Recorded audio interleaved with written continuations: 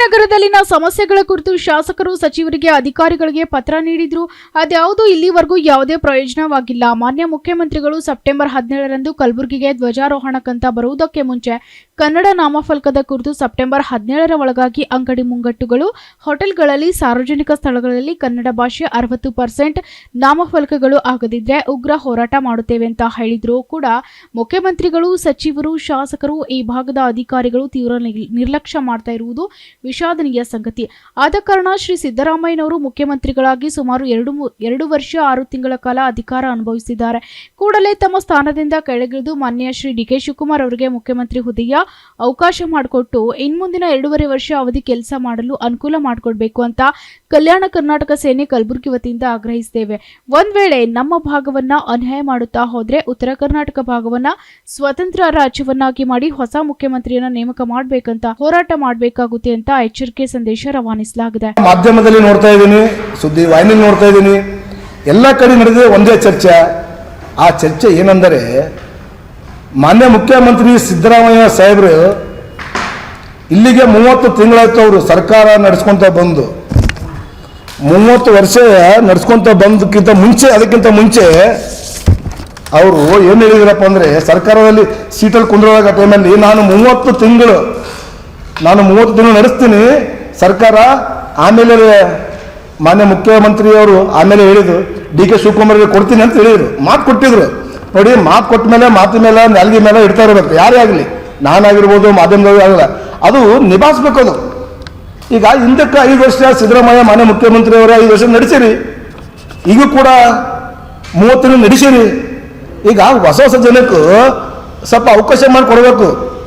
ಆಕಾಂಕ್ಷಿ ತುಂಬ ಜನ ಇದ್ದಾರೆ. ನಾನು ಆಗ್ತೀನಿ ಅಂತ ನಮ್ಮ ಯಾರು ಭಾಳಷ್ಟು ಜನಪ್ಪ, ಈಗ ನಮ್ಮ ಪ್ರೇಮ್ ಸಾಬ್ ಕೂಡ ಆಕಾಂಕ್ಷಿ ಇದ್ದಾರೆ. ಮತ್ತು ಯಾರು ನಮ್ಮ ದಲಿತರು ಭಾಳಷ್ಟು ಜನ ನಮ್ಮ ದಲಿತರು ಇದ್ದಾರೆ, ಅವ್ರಿಗೆ ಕೊಡಿ.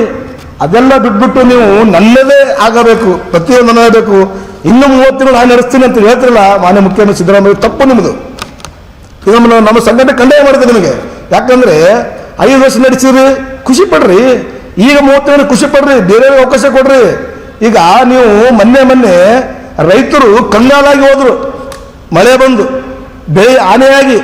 ಆವಾಗ ನೀವು ಬಂದ್ರಿ, ಹೆಲಿಕಾಪ್ಟರ್ಲ್ಲಿ ಬಂದು ಏನ್ರಿ ಮಾಡಿದ್ರಿ? 2500 ಕೋಟಿನ ಬಿಡುಗಡೆ ಮಾಡ್ತಂತ ಹೇಳಿ ಹೋದ್ರಿ. ನಿನ್ನೂ ಕೂಡ ಯಾರು ರೈತರಿಗೆ ಲೆಕ್ಕ ಮುಟ್ಟಿಲ್ರಿ. ನಿಮ್ಮದು ಜನ ಆತ್ಮಹತ್ಯೆ ಮಾಡ್ತಿದ್ದಾರೆ, ಬೀದಿಗೆ ಬಂದಿದ್ದಾರೆ, ಸಾಯ್ತಾ ಇದ್ದಾರೆ. ಯಾಕೆ?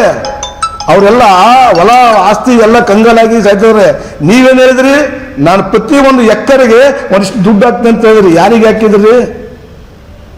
ಈಗ ಅದು ಬಿಟ್ಟು ಈಗ ನಾನು CM ಮಾಡ್ತೀನಿ, ನೀನು CM ಮಾಡ್ತೀನಿ ಅಂತ ನಿಮ್ಮ ಜಗಳದಲ್ಲಿ 2 ತಿಂಗಳಾಯ್ತು. 2 ತಿಂಗಳು ಇನ್ನು ಯಾರಿಗೆ ಮಾಡಕ್ಕೆ ತಯಾರಿಲ್ಲ ನೀವು. ಅದೆಲ್ಲ ಬಿಡ್ತೀರಿ, ಹೈಕಮಾಂಡ್ ತೀರ್ಮಾನ ಮಾಡ್ತೀರಿ ಅಂತೀರಿ. ಹೈಕಮಾಂಡ್ ಏನು ತೀರ್ಮಾನ ಮಾಡುತ್ತೆ ಹೇಳ್ಬೇಕು ನೀವು.